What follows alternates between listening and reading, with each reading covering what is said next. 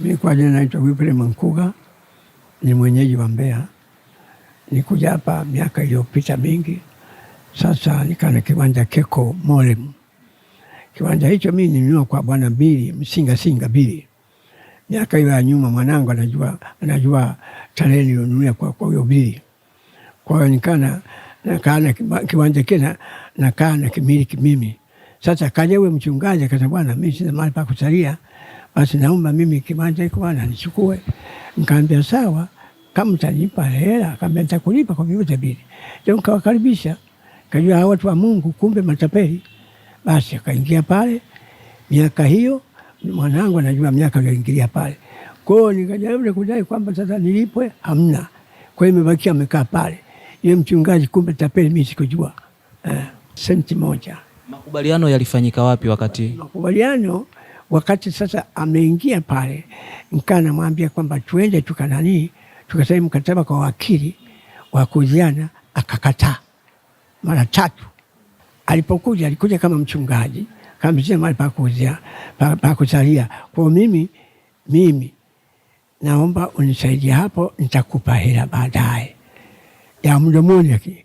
Kaambia sawa. Basi nikamkubalia. Kumbe alikuja tapeli. Kwa hiyo baada ya muda, jamani, sasa hela vipi? Hivi mpaka leo nimezeka mimi. Kulikuwa na makubaliano ambayo walikubaliana, lakini alishindwa kuyatekeleza. Ndipo mzee wangu akaanza kilio cha kutaka arudishe eneo lake.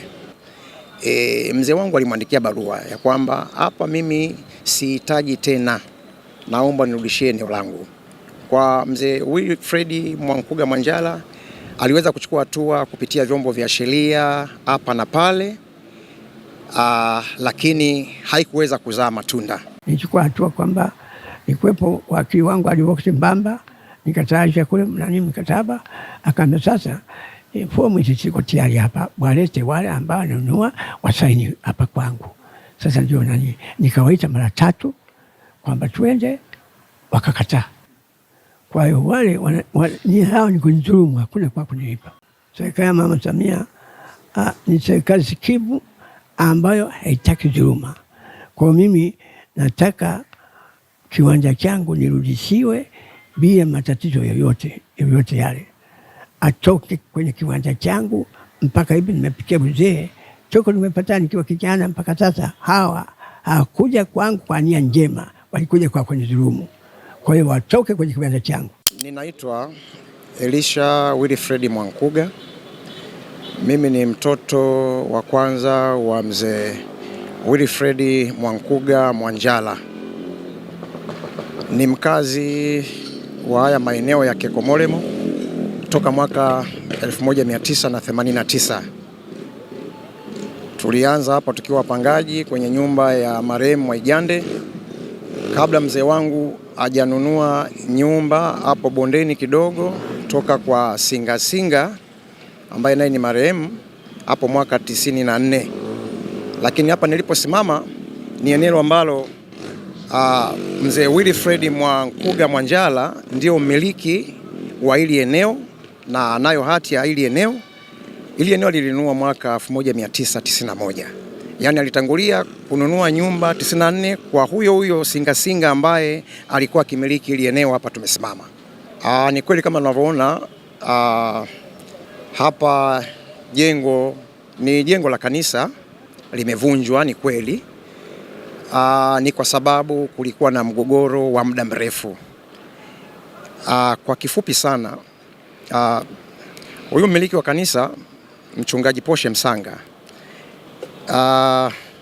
alikaribishwa na mzee wangu hapa kwa makubaliano fulani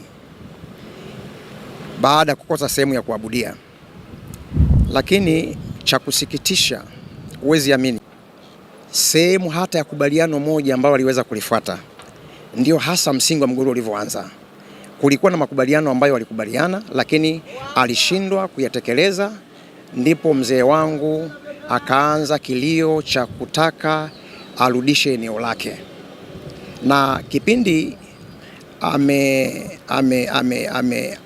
amesitisha ile adhima ya wakaribishwa hapa, mzee wangu alimwandikia barua ya kwamba hapa mimi sihitaji tena, naomba nirudishie eneo langu. Kwa mzee Wilfred Mwankuga Mwanjala aliweza kuchukua hatua kupitia vyombo vya sheria hapa na pale, lakini haikuweza kuzaa matunda. Hiyo ndio historia fupi ya mgogoro. Kwa kifupi, kulikuwa na makubaliano ambayo mchungaji alishindwa kuyatekeleza kwa mzee wangu. Sasa kwa kuwa ni mali yake, ndipo huyu mzee akaamua kuomba kwenye vyombo hata vya sheria kwamba naomba nirudishiwe eneo langu. Ya kama unavyoona hapa, au walio ndani kwenye hilo jengo ndio waumini, lakini mpaka tumefikia hatua kuvunja ni kwamba tumefuata sheria, taratibu zote za kisheria. Kuhusu labda wako hapa wataondokaje, hapa unavyoona kama shughuli zinavyoendelea, tunataka tuweke fensi, na baada ya hapo tutafuata utaratibu wa wao waweze kuvacate, kwa sababu kikubwa haki inatafutwa mahakamani. Kama nilivyosema, mmiliki halali wa hili eneo ni mzee Wilfred Mwankuga Mwanjala ambaye mimi ni baba yangu mzazi. Kama nilivyoelezea, anamiliki hapa toka mwaka 91, na tutafuata utaratibu wa kisheria kuwaondoa. Hatutatumia nguvu kama tulivyofuata utaratibu wa kisheria mpaka tukafikia hatua ya kuvunja, kufanya hii eviction. Tutafuata utaratibu ule ule. Mimi labda tuone labda kuna namna ambavyo Mwenyezi Mungu anaweza akatusaidia, lakini bado ikaonekana bado kuna roho ile ile, mimi naita ni roho ya uzurumati. Bado ikaonekana bado kanisa wana matatizo, hawahitaji kutekeleza yale matakwa ambayo yako kwenye makubaliano mzee mambo alitaka afanye na wao. Kwa hiyo moto kawaka tena 2019.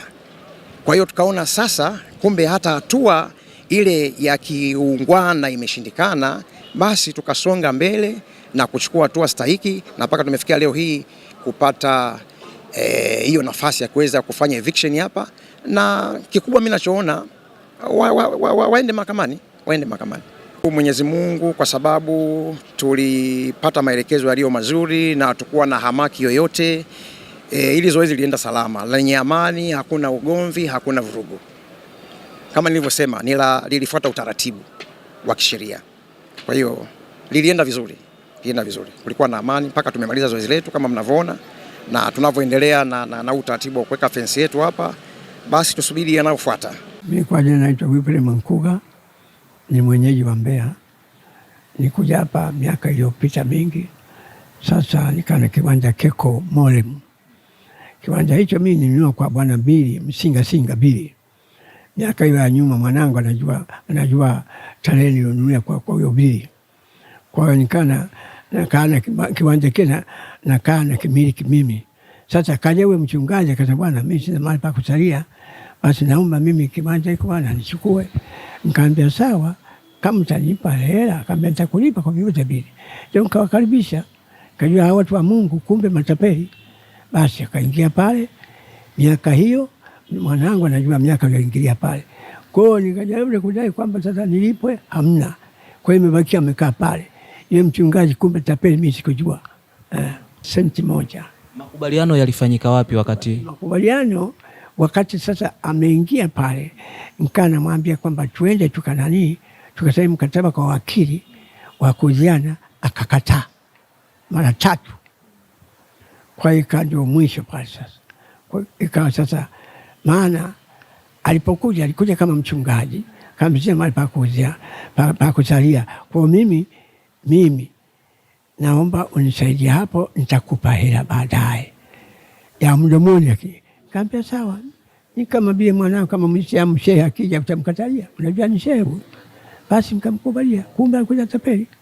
Kwa hiyo baada ya muda, jamani sasa hela vipi? Hivi mpaka leo nimezeka mimi. Hata mwanangu mkubwa nilipoanza kumweleza yule. Kwa hiyo kwa utaratibu huu kuna jambo lolote au kuna hatua zozote ulishawahi kuzichukua baada ya kuwa katika mgogoro huu? Asante. Nilichukua hatua kwamba nikuwepo wakili wangu alivyokuwa Mbamba, nikatayarisha kule mkataba. Akaambia sasa fomu ziko tayari hapa, walete wale ambao wanunua wasaini hapa kwangu. Sasa ndio nikawaita mara 3 kwamba tuende, wakakataa. sina makubaliano nao kwa muda mrefu sana nizungusha. Nianza nikiwa kijana mdogo, leo nimekuwa mzee. Kwa hiyo wale ni hao ni kunidhulumu, hakuna kwa kunilipa. Kwa hiyo sasa hivi hakuna cha faida, bali mimi ndio nimepata hasara kwa muda mrefu. Wamekalia kiwanja changu bila ruhusa ya kukaa pale. Maana makubaliano yetu ni kwamba angenilipa, lakini wao hata kunilipa, yani kudhulumu, ni kama wamedhulumu mpaka sasa, maana ni miaka mingi. Kwa mimi ni yangu bwana, watoke kwenye kiwanja changu, nirudi mwenye kiwanja nikae pale nyumbani kwangu. Serikali ya Mama Samia ni serikali sikivu ambayo haitaki dhuluma. Kwa mimi nataka kiwanja changu nirudishiwe bila matatizo yoyote yale. Atoke kwenye kiwanja changu. Mpaka hivi nimepikia uzee, toko nimepata nikiwa kijana mpaka sasa. Hawa hawakuja kwangu kwa nia njema, walikuja kwa kunidhulumu. Kwa hiyo watoke kwenye kiwanja changu.